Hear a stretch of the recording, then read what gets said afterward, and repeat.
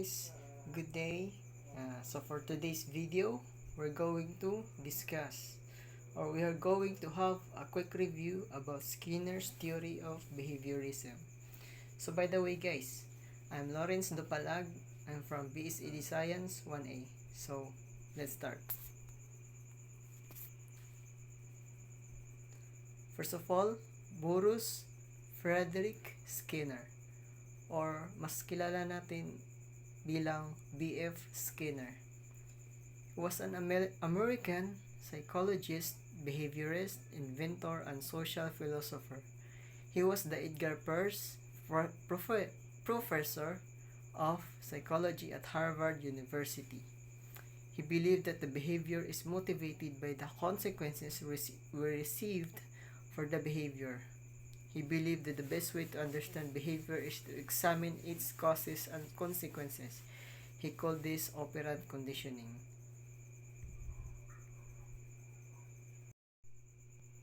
Okay, let's move on.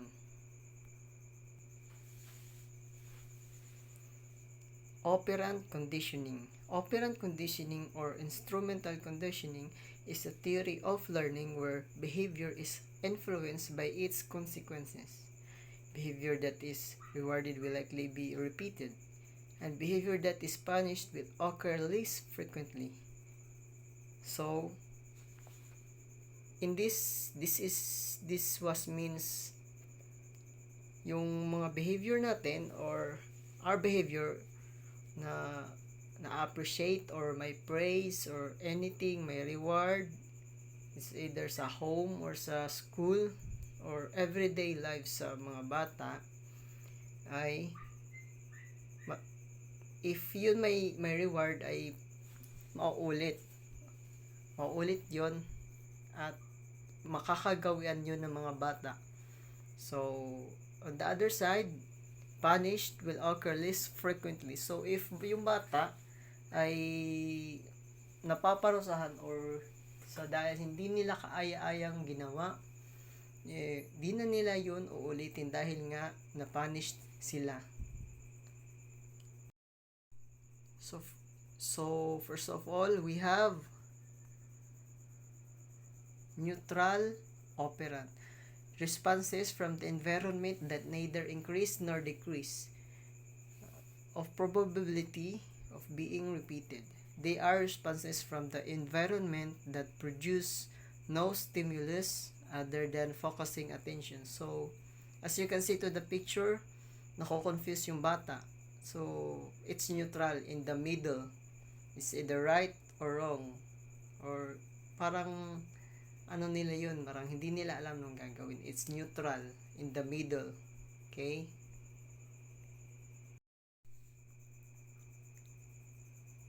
Reinforcers. Responses from the environment that increases the probability of a behavior being repeated. Reinforcers can either be positive or negative. It is likelihood of a behavior being repeated. Positive reinforcement. A response of a behavior is strengthened by rewards, leading to the repetition of the desired behavior. And negative reinforcement is the termination of an unpleasant state following a response. It stops or removes an unpleasant experience. So, sa reinforcers ay meron siyang dalawang klase. It's either positive or negative, which is focus on rewards. So, positive reinforcement sa part na to ay leading the interpretation of desired behavior. So, nare-rewardan or nasa-strand by rewards. Likelihood ng mga bata ay uulitin nila yon kasi meron silang nakukuha o may reward sila nun, kaya uulitin nila. At sa negative reinforcement naman is determination of a state of following response thus there moves on a pleasant experience. So, dito ay may reward silang, ngunit ay meron silang iwawaksil na behavior unpleasant or hindi kaaya-ayang ugali.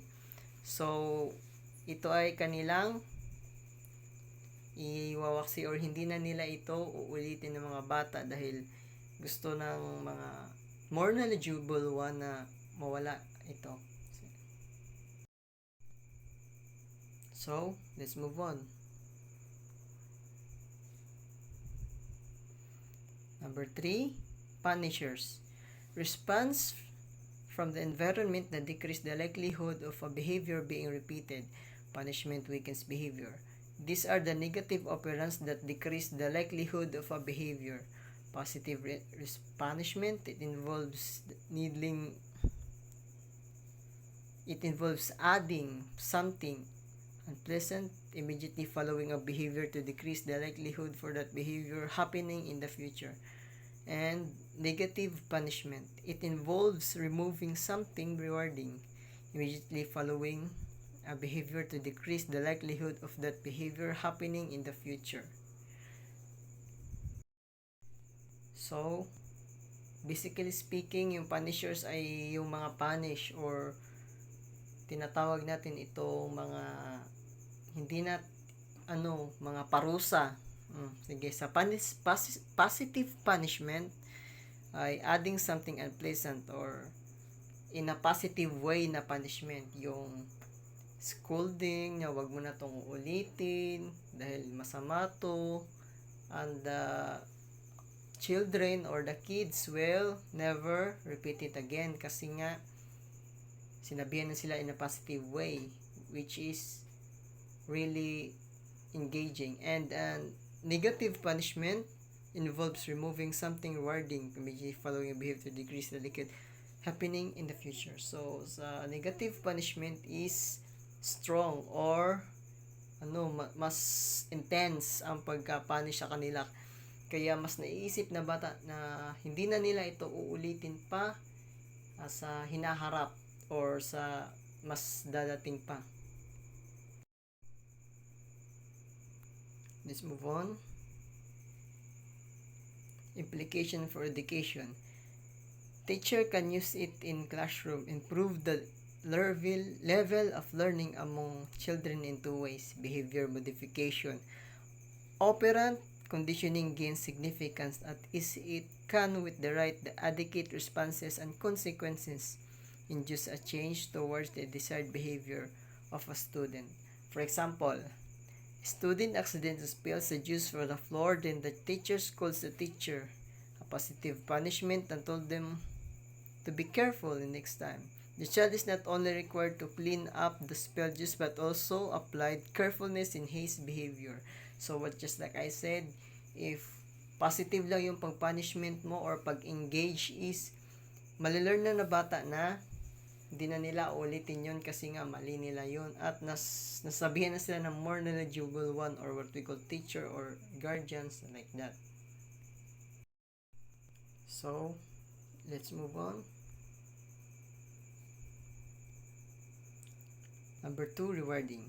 When the child takes time to learn and demonstrate a desired behavior, the process of learning in operant conditioning can be shortened by rewarding an approximation of something close to similar to the desired behavior. For example, a student receives a praise and a sticker from their teacher every time they complete their homework on time, making them more likely to continue doing their homework promptly. So, ayun nga, rewarding, just like I said. Pag may nakukuha or may nagigain yung bata ay sa mga behavior na ginagawa nila ng tama, ay most likely inuulit nila yun. So, pwede yan ma-apply yung dalawa, behavior modification and rewarding sa classroom. Lalo na sa mga bata or elementary, preschool, middle school, ma-apply natin yan. Okay, let's move on. Insights and reflection. I believe theory helps teaching in many ways. It keeps classroom organized and helps students improve to get the best results. I'll use positive rewards, clear rules, helpful feedback when possible. I'll choose encouragement over punishment, creating a supportive environment where students feel confident and motivated. So, para sa akin ay, if I'm going to be a teacher someday, I'll going to apply this lesson or quick review in the future and I'm going to use it and also motivate my students in the near future. I will avoid punishment, so I will encourage them and I will reward them, so mas gagana sila sa klase as long as I can. I will never going to punish them. So let's move on. Ayun lang. Thank you. Merry Christmas and Happy New Year. Hope meron kayong na-learn sa lesson natin for today's video. So, ayun lang. Good night. Good morning, good afternoon, and good night. Merry Christmas and Happy New Year, everyone.